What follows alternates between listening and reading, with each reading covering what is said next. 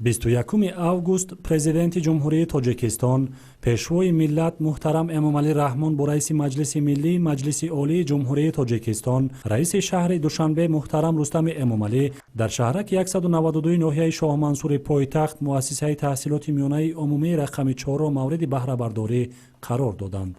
иншооти мазкур дар доираи таваҷҷуҳу ғамхориҳои сарвари давлат ба соҳаи маориф ва таълиму тарбияи насли наврас ва иқдомҳои созандаи раиси шаҳри Душанбе муҳтарам Рустами Эмомалӣ аз ҳисоби маблағҳои буҷети мақомоти иҷроияи ҳокимияти давлатии пойтахт бунёд гардидааст. ифтитоҳи иншооти нави соҳаи маориф дар идомаи тадбирҳои ободонӣ ба истиқболи ҷашни 35-солагии истиқлоли давлатӣ ва оғози соли нави таҳсил барои омӯзгорону хонандагон ва сокинони ин маҳалла тӯҳфаи арзишманд унвон гардид. иқдомҳои наҷиби созандаву бунёдкоронаи ҳукумати ҷумҳурии Тоҷикистон бахусус пешвои муаззаму хиратсолори миллат президенти мамлакат муҳтарам Эмомалӣ Раҳмон ва раиси шаҳри Душанбе оид ба бунёду аз навсозии муассисаҳои таълимӣ дар ҳудуди шаҳри Душанбе ва умуман дар кулли Тоҷикистон хеле босуръат рушд карда истодааст, босуръат идома дорад ва хушбахтона имрӯзҳо низ дар шаҳри Душанбе аз навсозии муассисаҳои таълимӣ ва томактабӣ бисёр дар сатҳи олӣ бисёр равнақ дорад, аз навсозӣ шуда истодааст ва имрӯз хушбахтона бо кӯмаку ҳидояту раҳнамоиҳои пешвои муаззами миллат ва ҳукумати шаҳри Душанбе ки боз як муассисаи тарҳи замонавӣ дар ноҳияи Шоҳмансури шаҳри Душанбе қомат афрохт ки ин воқеан ҳам диданӣ аст. ба сарвари давлат муҳтарам Эмомалӣ Раҳмон иттилоъ доданд ки бинои муассисаи таълимӣ аз 3 ошёна ва таххона иборат буда барои 1450 хонанда дар як баст пешбинӣ шудааст. иншоот бо назардошти талаботи соҳа, унсурҳои меъмории миллӣ ва ҷавобгӯ ба зарфиятҳои муосир бо сифати баланд сохта шуда, синфхона ва дигар кабинетҳои фаннӣ бо таҷҳизот ва аёнияти дарсӣ муҷаҳҳаз гардонида шудааст.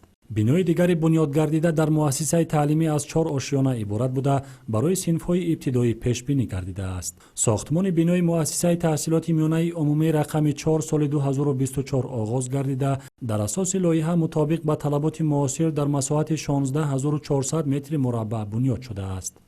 қисми зиёди масъулияҳои сохтмоние ки дар иншоот истифода гардидааст аз масъулияҳои ватанӣ буда ва инчунин коргарони маҳаллӣ ба кор ҷалб шудаанд. аз аввали сохтмон аз корҳои оҳанубетонӣ сар карда то ба анҷом расидани корҳои пардозгарӣ ҳамаи он масъулияҳои сохтмоние ки дар иншоот истифода гардидааст барои ба сифат шуданаш мо нозирони техникӣ онҳоро аввал аз озмоишгоҳҳо гузаронида баъдтар барои истифода бурдан иҷозат медодем.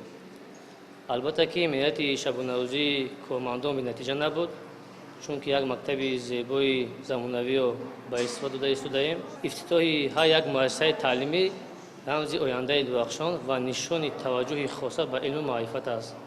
аз ҳамин лиҳоз миннатдории худро ба пешвои муаззами миллат ва раиси шаҳри Душанбе мерасонам ки бо сабаби дастгирии онҳо чунин имкониятҳои арзишманд барои наслҳои ҷавон фароҳам гардидааст. аснои шиносоӣ бо шароиту имконоти ин муассисаи наву замонавӣ пешвои миллат ба сифати корҳои сохтмонӣ баҳои баланд дода, саҳмгузорӣ дар соҳибилм шудани насли наврасро амали шоиста унвон намуданд. бинои муассиса дорои 64 синфхонаи муҷаҳҳаз бо муҳимтарин лавозимоти хониш аз ҷумла 26 кабинети фаннӣ мебошад. кабинетҳои фаннии химия, биология, физика, география, технологияи меҳнат, омодагии ибтидоии ҳарбӣ, инчунин синфхонаҳои технологияи иттилоотӣ ва лингафонӣ мутобиқ ба талабот сохта шуда, ба ташаккули зеҳну тафаккури хонандагон заминаи мусоид хоҳад гузошт. вобаста ба талаботи муосир муассиса дорои зиёда аз 70 компютери пайваст бо шабакаи байналмилалии интернет мебошад. озмоишгоҳҳои фаннӣ ва китобхона бо теъдоди 10 000 нусха адабиёт, гӯшаи ҳунарҳои мардумӣ ва синфхонаҳои муҷаҳҳаз бо асбоби мусиқӣ барои рушди ҷаҳонбинии муҳассилин пешбинӣ гардидааст. бо ташаббуси пешвои миллат муҳтарам Эмомалӣ Раҳмон ва қарори раиси шаҳр Рустами Эмомалӣ дар маҳаллаи мо як مؤسسه کلان و زیبا و برهوا ساخته و به استفاده داده شده است و ما از آن خرسندیم که این فرزندان ما که تا این وقت قریب 2 کیلومتر راه را طی کرده به دیگر مؤسسه می رفتند، آنها می توانند که به این مؤسسه آمده تحصیل علم نمایند. ما جواباً به این مهربانی ها و غمخواری های پیشوای ملت حرکت میکنیم که فرزندان خود را در روحیه وطن پروری و میهندوستی تربیت نموده آنها را به راه درست هدایت نماییم. تالاری برهوا و مجهز ورزشی دارای 40 جای نشست بوده به ترغیب و تشکل طرز حیات سالم و آب و تاب جسمانی و روحی خوانندگان مساعدت خواهد کرد. میدانچه ورزشی نیز با 135 جای نشست از برتری‌های دیگر مؤسسه در سمت رشد تربیت جسمانی و ورزش عنوان می شود. مؤسسه تعلیمی همچنین دارای تالاری مجلس با 386 کرسی و آشخانه دارای 192 جای نشست می باشد. در انشاءات نو و زمانوی برای انکشاف ذهنی کودکان از خود کردن دانش‌های زمانوی و مشغول شدن آنها به بازی‌های گوناگون شوق‌آور نیز شرایط خوب فراهم آورده شده است. با تشبث اساسگذار صلح و وحدت ملی، پیشوای معظم ملت، پرزیدنت جمهوری تاجیکستان محترم امامعلی رحمان، مؤسسه تعلیمی نو و زمانوی با تمام شرایط برای تعلیم و دانش اندوزی نسل نورس ساخته شد. این اقدام پیشوای معظم ملتمان مسئولیت ما آموزگاران را در تعلیم و تربیت نسل نورس دوچند ساخته باعث آن می‌گردد که خوانندگان با ذوق و میل بیشتر برنامه‌های تعلیمی را از خود نمایند.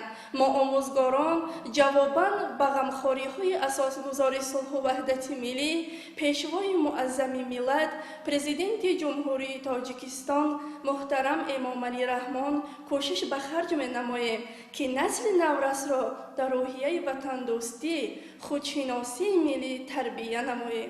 ضمن شناسایی با شرایط تعلیم و تربیت سرور دولت محترم امامعلی رحمان توجه مسئولین ساحه را به استفاده ثمره بخش از امکانیت‌های فراهم شده، آموزش علم‌های دقیق، زبان‌های خارجی و رسیدن به قدر دستاوردهای استقلال دولتی جلب نمودند. پیشوای ملت محترم امامعلی رحمان تاکید داشتند که بنیاد بناهای نو، وارد نمودن تکنولوژی معاصر برای آموزش و دیگر تدبیرهای اندیشیده حکومت کشور به تامین امروز و فردای با سعادت نسل نورس روانه کرده شده است. از این لحاظ تعلیم گیرندگان را ضرور است که خوانند، علم آموزند، صاحب کسب و زباندان و وارث شایسته گذشتگان خویش باشند.